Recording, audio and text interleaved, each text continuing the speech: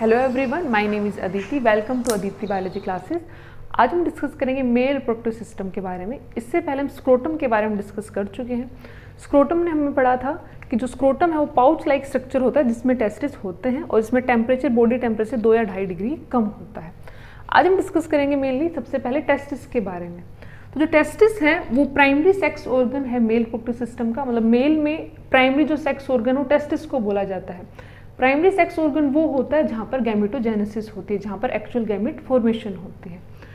Rest in scrotal sac, इसका मतलब है, ये हमने पहले भी डिस्कस किया था, जो टेस्टिस होते हैं वो स्क्रोटल सैक के अंदर होते हैं और स्क्रोटल सैक में भी एक गुबर्निकुलम, एक रीजन होता है, उसके ऊपर ये क्या होते हैं, अटैच होते हैं। तो ऐसा नहीं होता कि वो सिर्फ उसमें ऐसे रखे हुए हैं, उसमें एक पैड लाइक स्ट्रक्चर होता है जिसके ऊपर वो रेस्ट करते हैं और एक स्पर्मेटिक कोड होती है जिसके थ्रू उस पर क्या होते हैं, अटैच होते हैं। वन साइडेड ट्यूनिका वजाइनलिस, इसको आप ऐसे समझ सकते हैं, जो टेस्टिस होता है उसकी जो कवरिंग है, एक्चुअल कवरिंग को तो ट्यूनिका एल्ब्यूजिनिया बोला जाता है, लेकिन एक साइड जब कवरिंग पढ़ते हैं तो एक कवरिंग आती है वजाइनलिस, इसके पर्टिकुलर फिर 3 लेयर होती है। तो आप सिंपल ट्यूनिका वजाइनलिस याद रखें, जो सबसे आउटर मोस्ट लेयर होती है और उसके अंदर जो आपको ये एग शेप स्ट्रक्चर दिखाई देता है उसकी जो लेयर वो क्या है, ट्यूनिका एल्ब्यूजिनिया। ट्यूनिका एल्ब्यूजिनिया जो है वो अंदर जाके सेप्टा बनाती है, मतलब काफ़ी सारे सेप्टा बनाती है और उन सेप्टा के अंदर क्या बनती है, सेमनीफेरस ट्यूब्यूल। सेमनीफेरस ट्यूब्यूल के अंदर क्या होता है, फिर फर्दर आपकी जर्म लेयर होती है और सर्टोली सेल पाई जाती है। तो आप इसको ऐसे समझिए कि सबसे बाहर क्या है आपकी ट्यूनिका वजाइनलिस, उसके अंदर है ट्यूनिका एल्ब्यूजिनिया और ट्यूनिका एल्ब्यूजिनिया फिर काफ़ी सारे सेप्टा बनाती है। जैसे कि एक सेप्टा में 200 से लेकर 300 तक लोब्यूल होते हैं, वो हम शो नहीं कर सकते डायग्राम में, मतलब 200 से 300 के लेकर लोब्यूल होते हैं, मतलब ये जो लोब्यूल हम बना रहे हैं वो हम एक लोब्यूल बना रहे हैं, ऐसे 200 से 300 लोब्यूल होंगे और उन पर्टिकुलर एक लोब्यूल में 1 से 4 क्या होती है, सेमनीफेरस ट्यूब्यूल। और जो सेमनीफेरस ट्यूब्यूल्स हैं उनमें फिर क्या बनते हैं, स्पर्म बनते हैं। और जो आपके सेमनीफेरस ट्यूब्यूल होती हैं उसके अंदर जो जर्म लेयर होगी वो स्पर्म बनाएगी और जो सर्टोली सेल उसको क्या प्रोवाइड करेगी, न्यूट्रिशन प्रोवाइड करेगी। सर्टोली सेल के जो बीच में रीजन होता है, यहाँ पे कनेक्टिव टिश्यू प्रेजेंट होता है जिसमें आपकी ब्लड वेसल होती हैं और ब्लड वेसल क्या प्रोवाइड करती है, यहाँ पे न्यूट्रिशन प्रोवाइड करती हैं। लेकिन एक चीज़ हमेशा याद रखिए, सेमनीफेरस ट्यूब्यूल जो होती हैं और जो ब्लड वेसल होती हैं उनके बीच में एक बैरियर एग्जिस्ट करता है हमेशा, कि ब्लड कभी भी स्पर्म के डायरेक्ट कॉन्टैक्ट में नहीं आता। उसके बारे में हम डिस्कस करेंगे नेक्स्ट इसमें डिस्कस करेंगे कि कैसे स्पर्म फॉर्मेशन यहाँ पर होगी और फिर एपिडिडाइस से आगे ट्रांसफर होगी। तो सबसे पहले टेस्टिस का स्ट्रक्चर समझते हैं। तो टेस्टिस के स्ट्रक्चर में सबसे पहले क्या देखा, ट्यूनिका वजाइनलिस, उसके बाद लेयर ट्यूनिका एल्ब्यूजिनिया। मतलब ये जो आपके पर्टिकुलर ट्यूब्यूल्स हैं, सेमनीफेरस ट्यूब्यूल जो ट्यूनिका एल्ब्यूजिनिया के सेप्टम वाले रीजन में प्रेजेंट है, वहां पर क्या बनेंगे, स्पर्म।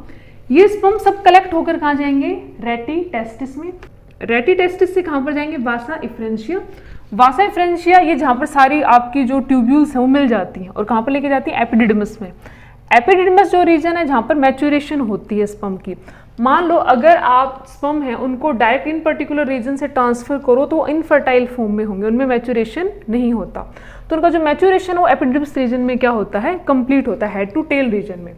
तो ये रीजन हेड है, ये रीजन कॉर्पस बोला जाता है, ये रीजन कोडल बोला जाता है। तो कोपुट, कॉर्पस, कोडल। तो एपिडिडिस में जाएंगे, इसमें जो हमने ये काफ़ी सारा कर्व सा स्ट्रक्चर दिखाई है, इनकी लेयरिंग का ही बताया, तो काफ़ी सारे इसमें ट्यूब्यूल्स ऐसे बिल्कुल गुच्छे जैसा दिखाई देता है। उसके बाद स्पर्म मैच्योर होने के बाद फिर आपके वासा डिफरेंशिया के थ्रू कहाँ जाते हैं, आपके यूरेथ्रल रीजन में और फिर जैकुलेशन के थ्रू वो बाहर आ जाते हैं। तो आपसे एग्जाम में जो क्वेश्चन आता है वो क्या आता है कि स्पर्म फॉर्मेशन के आप सीक्वेंस में बताएं कि सबसे पहले किन ट्यूब्यूल्स में बनेगा, फिर कहाँ पर ट्रांसफर होगा। तो सबसे पहले कहाँ बना, सेमनीफेरस ट्यूब्यूल में। सेमनीफेरस ट्यूब्यूल से कहाँ पर ट्रांसफर हुआ, रेटी टेस्टिस। रेटी टेस्टिस से कहाँ पर हुआ, एपिडिडमस। एपिडिडमस से पहले रेटी टेस्टिस से कहाँ पर ट्रांसफर हुआ, वासा इफ्रेंशिया। वासा इफ्रेंशिया से एपिडिडमस। एपिडिडमस से फिर कहाँ पर हुआ, वासा डिफरेंस में। तो ये सीक्वेंस आपको याद रखनी है कि स्पर्म जो है सेमनीफेरस ट्यूब्यूल में बनेंगे, फिर रेटी टेस्टिस में जाएंगे, फिर वासा इफ्रेंशिया में जाएंगे, फिर एपिडिडमस में जाएंगे और फिर वासा डिफरेंस में जाएंगे। ये क्वेश्चन आपसे पूछा जा सकता है। अब इसको 1 बाय 1 थोड़ा सा एक्सप्लेन करके पढ़ लेते हैं। जैसे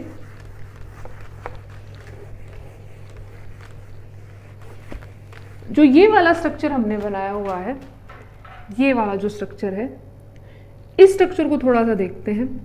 ये जो सेमनीफेरस ट्यूब्यूल लाइक स्ट्रक्चर है, इनके अंदर स्ट्रक्चर क्या होगा, इनके अंदर ऐसे सर्टोली सेल प्रेजेंट होंगी और उन सर्टोली सेल के जो गैप जंक्शन है उनके बीच में यहाँ पर आपकी क्या होंगी, स्पर्मेटोगोनिया सेल प्रेजेंट होती है। और एक यहाँ पर बेसमेंट लेयर होती है वैसे, जिसकी वजह से क्या होता है कि यहाँ पर जो भी ब्लड होता है वेसल्स की फॉर्म में, वो इनके साथ डायरेक्ट कांटेक्ट में नहीं आता। मतलब आपके टेस्टिस में ब्लड वेसल्स आती हैं पर्टिकुलर रीजन कोड के साथ ही, लेकिन वो कभी भी डायरेक्ट कांटेक्ट में नहीं आती। क्यों? अगर ब्लड सेल डायरेक्ट कांटेक्ट में आई तो स्पर्म के अगेंस्ट क्या बना लेंगे, एंटीबॉडी बना लेंगे, स्पर्म को किल करना शुरू कर देंगे, क्योंकि स्पर्म को जो बॉडी है वो एज ए फॉरेन पार्टिकल ही डिटेक्ट करेगी जब भी वो इनके कांटेक्ट में आएगी। साथ में एक बैरियर इसलिए भी रखा जाता है ताकि कोई भी हार्मफुल जो केमिकल सब्सटेंस है वो स्पर्म को इफेक्ट ना करे। तो ये डायग्राम आपको समझ में आ गया होगा। सबसे बाहर लेयर है ट्यूनिका वजाइनैलिस, उसके अंदर ट्यूनिका एल्ब्यूजिनिया। ट्यूनिका एल्ब्यूजिनिया जो है उसके जो सेप्टम है उसकी वजह से क्या बना, सेमनीफेरस ट्यूब्यूल के लिए कंपार्टमेंट बना। सेमनीफेरस ट्यूब्यूल जो है वो ट्यूब लाइक स्ट्रक्चर है जिनके अंदर क्या, जर्मिनल लेयर और सर्टोली सेल, उनके अंदर स्पर्म बनेंगे। स्पर्म कहाँ पर इकट्ठे होंगे, रेटिटेस्टिस में। रेटिटेस्टिस से कहाँ पर जाएंगे, वासा इफ्रेंशिया। वासा इफ्रेंशिया से एपिडिडमस, एपिडिडमस में के हेड, कॉर्पस और कोडल रीजन से मैच्योर होते कहाँ पर जाएंगे, वासा डिफरेंस में। अब इसको हम सेमनीफेरस ट्यूब्यूल को थोड़ा सा डिटेल में समझ लेते हैं। सेमनीफेरस जो ट्यूब्यूल है वो एक्चुअल में मेन साइट है स्पर्म सिंथेसिस की। तो इनमें एक ब्लड टेस्टिस बैरियर एग्जिस्ट करता है। उसका सिग्निफिकेंस क्या है वो समझ लेते हैं कि जैसे जब भी बॉडी में, मान लो ये आपकी सेल है और इसमें इस पर्टिकुलर रीजन में वैसे मान लेते हैं सेमनीफेरस ट्यूब्यूल के, यहां पे स्पर्म फॉर्मेशन हो रही है और यहां पर अगर ब्लड डायरेक्ट कांटेक्ट में आ गया तो ब्लड कांटेक्ट में आते इनको कैसे मान लेगा, फॉरेन मॉलिक्यूल की तरह मान लेगा और एंटीबॉडी बनाना शुरू कर देगा। मतलब सब स्पर्म की यहाँ पे किलिंग होनी शुरू हो जाएगी। एक डिजीज भी होती है पर्टिकुलर, किसी को इंजरी वगैरह हो जाए और उसके स्पर्म बाय चांस किसके कांटेक्ट में आ जाए, ब्लड के कांटेक्ट में आ जाए, उसका खुद का ब्लड उसके स्पर्म को किल करना शुरू कर देता है। तो उसको अवॉइड करने के लिए क्या किया जाता है कि जब भी आपकी सर्टोली सेल वाला जो रीजन है, जैसे हम ये ऐसे मान लें कि यहाँ पर ये सर्टोली सेल है जिसको नर्स सेल बोला जाता है और यहाँ पे सेकंड सर्टोली सेल है और यहाँ पे बीच में आपके स्पर्मेटोगोनिया प्रेजेंट होते हैं और इनके बीच में यहाँ पे जंक्शंस प्रेजेंट होते हैं, टाइट जंक्शंस। तो होता क्या है कि यहाँ पर कहीं पर आपकी ब्लड वेसल कुछ होंगी, साथ में लीडिंग सेल भी प्रेजेंट होती हैं, इंटरस्टिशियल सेल जिनको बोला जाता है। तो लीडिंग सेल का फंक्शन क्या होता है, आपका टेस्टोस्टेरोन वगैरह सिक्रीट करना। यहाँ पे जो ब्लड वेसल है वो न्यूट्रिशन प्रोवाइड करती हैं। न्यूट्रिशन प्रोवाइड करते वक्त इनका फंक्शन ये नहीं होता कि जो भी इनके पास फूड की फॉर्म में है या गैसेस की फॉर्म में है वो सब यहाँ पर क्या करती रहे, ये ट्रांसफर करती रहे। लेकिन अब चांस क्या हो सकता है कि ये इसके कांटेक्ट में आ सकती हैं। कांटेक्ट में आई तो क्या होगा, वही एंटीबॉडी का फॉर्मेशन की डेथ होनी शुरू हो जाएगी। तो यहाँ पे एक बैरियर बना होता है, लेकिन प्राइमरी जो स्पर्मेटोगोनिया है वो यही होता है। होता क्या है, फिर यहाँ पे इनकी मैच्योरेशन होती है, यहाँ पे स्पर्म फॉर्मेशन होती है। हम गैमेटोजेनेसिस में फर्दर डिटेल में पढ़ेंगे। अभी आप सिर्फ ये समझें कि यहाँ पे ये जो बैरियर है ये इनको प्रिवेंट करता है डायरेक्ट ब्लड से कांटेक्ट में आने में। अब आप इसको सोचेंगे कि प्राइमरी स्पर्मेटोगोनिया तो यहाँ पे बना, ये इस टाइट जंक्शन को क्रॉस करके कैसे जाएगा। तो उसका सिंपल सा मैकेनिज्म क्या है, जैसे जैसे मैच्योर होना शुरू होता है ये बैरियर थोड़ा थोड़ा सा, आप ऐसा मान सकते हैं, कमजोर होना शुरू हो जाता है और इससे पीछे बैरियर बनना शुरू हो जाता है और यहाँ पर एक नया स्पर्मेटोगोनिया यहाँ पे बनने शुरू हो जाएंगे। तो उससे क्या होगा, पुराना बैरियर खत्म हो गया, नया बैरियर बन गया। तो बैरियर होने की वजह से क्या होगा, ब्लड के कांटेक्ट में भी नहीं आएगा और इसमें एंटीबॉडी फॉर्मेशन भी नहीं होगी। इसको काफी डिटेल में हम स्पर्मेटोजेनेसिस में या गैमेटोजेनेसिस में पढ़ेंगे। लेकिन आप इतना याद रखें, जो भी सर्टोली सेल है वो नर्स सेल है, वो नर्सिंग का काम करती है, स्पर्म को क्या प्रोवाइड करती है, न्यूट्रिशन प्रोवाइड करती है। तो इसमें हमने डिस्कस किया सबसे पहले स्पर्म की आउटर मोस्ट लेयर, उसके अंदर हमने पढ़ा जो भी आपका ट्यूनिका एल्ब्यूजिनिया, ये आपके सेप्टम लाइक स्ट्रक्चर बने हुए हैं और इनमें क्या है आपकी सेमनीफेरस ट्यूब्यूल जो आगे जाके क्या बनाती है, रेटिटेस्टिस, वासा इफ्रेंशिया, एपिडिडमस और फिर वासा डिफरेंशिया। ये आप हमेशा याद रखिए कि जब भी आपके स्पर्म फॉर्मेशन पूछी जाएगी तो हमेशा पूछेंगे कि सबसे पहले कहाँ बना है, तो सबसे पहले सेमनीफेरस ट्यूब्यूल में ही बना है। उसके बाद यहाँ पे जो भी आपका एक वेब लाइक स्ट्रक्चर आपको दिखाई देता है वो क्या है आपका रेटिटेस्टिस, ये रीजन क्या होगा, वासा इफ्रेंशिया। और जो एपिडिडमाइस वाला रीजन है यहाँ पे फर्दर मैच्योरेशन होगी और उसके बाद वो आगे ट्रांसफर होगा। तो ये सीक्वेंस आप हमेशा याद रखें। नेक्स्ट हम डिस्कस करेंगे secondary sexual character in male और साथ में जो इंपॉर्टेंट ग्लैंड है वो। नेक्स्ट हम डिस्कस करते हैं रिप्रोडक्टिव ग्लैंड और साथ में कंप्लीट मेल रिप्रोडक्टिव स्ट्रक्चर के बारे में। इससे पहले हमने टेस्टिस के बारे में डिस्कस किया। तो टेस्टिस में सिंपल सेमनीफेरस ट्यूब्यूल, रेटिटेस्टिस, वासा फ्रेंशिया, वासा डिफरेंस। तो वासा डिफरेंस क्या हो गई, एक फाइनल डक्ट हो गई जो एक्चुअल में स्पर्म को लेकर जा रही है, कहाँ पर, यूरेथ्रा के पास। मेल में स्पर्म इजैकुलेशन के लिए, यूरिनेशन के लिए एक ही डक्ट होती है, फीमेल में डिफरेंट होती हैं। तो वास डिफरेंस जब स्पर्म को लेकर जाती है तो उसमें कुछ अमाउंट में न्यूट्रिशन प्रेजेंट होता है जो सर्टोली सेल वगैरह के साथ होता है, साथ में एपिडिडिडम्स भी क्या हुए कुछ न्यूट्रिशन इसको प्रोवाइड करता है। लेकिन अभी जो फ्लूइड है ये इसको सीमन नहीं बोला जा सकता। सीमन कब बोला जाता है, जिसमें सारी ग्लैंड का सिक्रीशन ऐड हो जाता है। तो सबसे पहले है सेमाइनल वेसिकल। सेमाइनल वेसिकल्स हैं जो आपको रेड कलरेशन से दिखाई दे रही है डायग्राम में, ये सेमाइनल वेसिकल्स हैं। ये पूरा आपका यूरेटर वाला, जैसे ये यूरेटर शुरू होगा, यहाँ से यूरिनरी ब्लैडर है, इसमें यूरेटर आ रहे होंगे दोनों किडनी से, तो यूरेटर के रीजन के ऊपर ये प्रेजेंट है। तो क्या ये seminal vesicles 60% of semen, semen का जो 60% कंपोजिशन है, जो सिक्रीशन है, वो कौन सिक्रीट करते हैं, सेमाइनल वेसिकल। तो एक्चुअल में स्पर्म को जो फूड प्रोवाइड करने का काम है, जो भी उसको न्यूट्रिशन प्रोवाइड करने का काम है, वो कौन करता है, सेमाइनल वेसिकल्स करती हैं। फ्रुक्टोज रिच होती है, फ्रुक्टोज का सिक्रीशन होता है। किसी भी बॉडी पार्ट में एक्सेप्ट दिस रीजन कहीं पर भी फ्रुक्टोज का सिक्रीशन नहीं होता, सिर्फ सीमन में फ्रुक्टोज पाया जाता है ह्यूमन बॉडी में। नेक्स्ट इसमें PGE1, प्रोस्टाग्लैंडिन 1 और प्रोस्टाग्लैंडिन 2 प्रेजेंट होते हैं। इनका फंक्शन क्या होता है कि जब सीमन फीमेल वजाइना में पहुंचता है तो ये रिवर्स कॉन्ट्रैक्शन शुरू करवाते हैं, किसका, यूट्रस का, ताकि जो स्पर्म है वो ट्रैवल करके कहाँ पहुंच जाए, फैलोपियन ट्यूब में। नेक्स्ट है फाइब्रिनोजन। फाइब्रिनोजन है वो एक आपका क्या है, सिंपल आपका जैसा एंजाइम मान सकते हैं। इसका फंक्शन क्या होता है, फाइब्रिन में जो आगे फाइबर बनाएगा, फाइब्रिन में क्या होगा, चेंज होगा। तो सेमाइनल वेसिकल ने क्या सिक्रीट किया, न्यूट्रिशन दिया, साथ में प्रोस्टाग्लैंडिन सिक्रीट किए, फ्रुक्टोज सिक्रीट किया, और फाइब्रिनोजन लाइक कुछ एंजाइम इसमें सिक्रीट कर दिए। अब ये सिक्रीशन किस में ऐड हो चुका, जो भी स्पर्म कहाँ से बनकर आ रहे थे, सेमनीफेरस ट्यूब्यूल से ट्रेवल कर कहाँ तक आ रहे थे, आपके यूरेथ्रा तक जाने के लिए। तो इन सब में इसका सिक्रीशन ऐड हो गया, तो सीमन का कुछ पार्ट बनना शुरू हो गया। अब उसके बाद प्रोस्टेट ग्लैंड जो है, प्रोस्टेट ग्लैंड जो होती है वो यूरिनरी ब्लैडर में, जहाँ पर इसकी ओपनिंग होती है यूरिनरी ब्लैडर की, उसी यूरेथ्रा वाला जो ब्लैडर उसी के आसपास प्रेजेंट होती हैं, और इनका जो सिक्रीशन होता है mainly thin milky white appearance में होता है। 30% बनाता है सीमन का, अल्कलाइन होता है। अल्कलाइन मतलब बेसिसिटी प्रोवाइड करता है। तो बेसिसिटी प्रोवाइड करेगा तो इसके दो फंक्शन हो जाएंगे।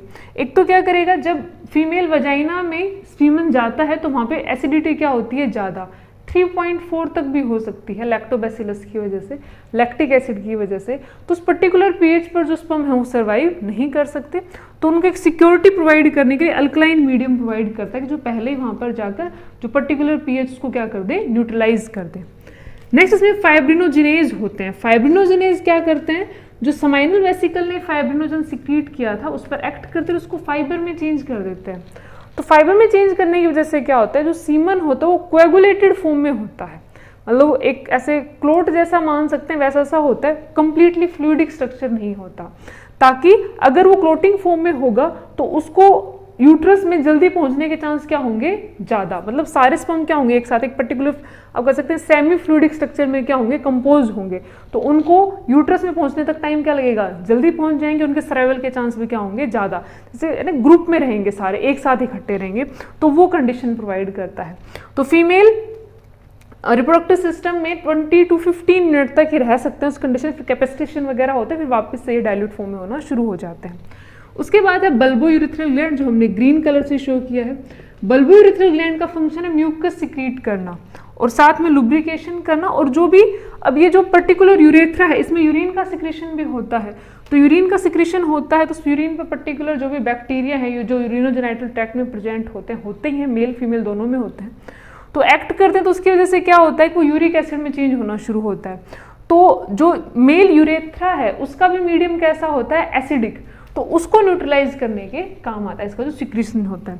तो ये तीनों ग्लैंड और साथ में सेमनीफेरस ट्यूब्यूल का सिक्रीशन वासा डिफरेंस के थ्रू, तो स्पर्म, फिर सेमाइनल वेसिकल का आपका सिक्रीशन साथ में प्रोस्टेट का, फिर बल्बो यूरिथ्रल का, ये सब मिलके क्या बनाते हैं, सीमन।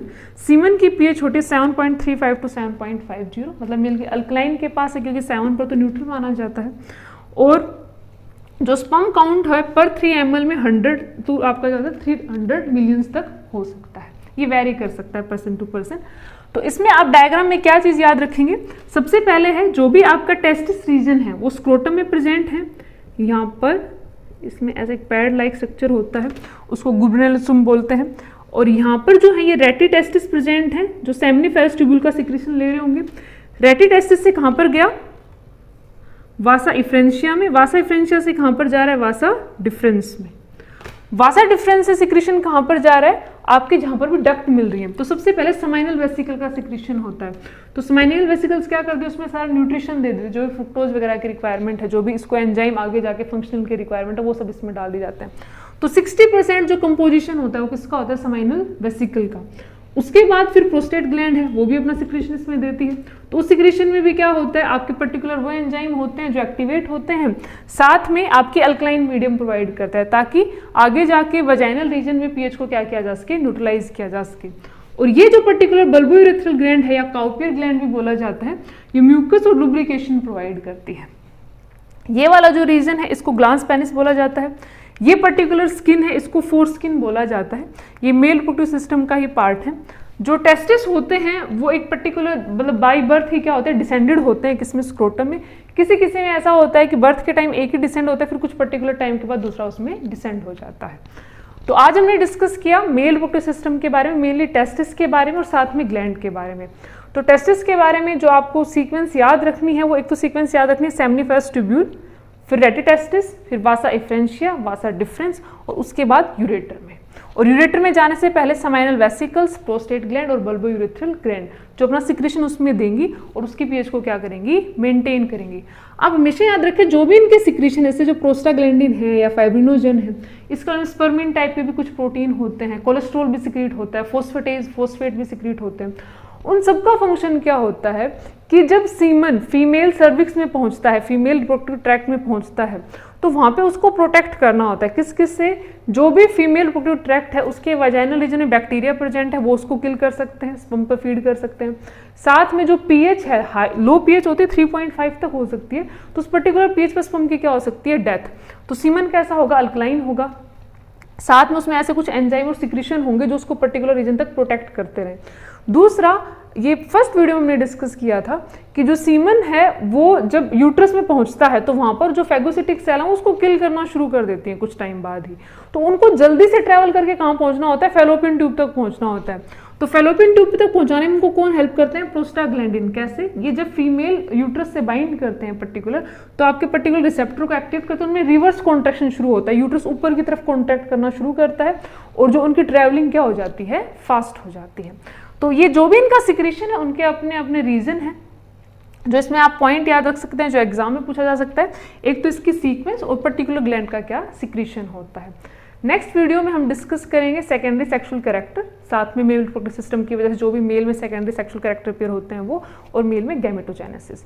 तो ये वीडियो आपको कैसा लगा मुझे कमेंट सेक्शन में जरूर बताएं। अगर ये वीडियो आपको अच्छा लगा तो इसको लाइक करें, शेयर करें और चैनल को सब्सक्राइब करें। Thank you.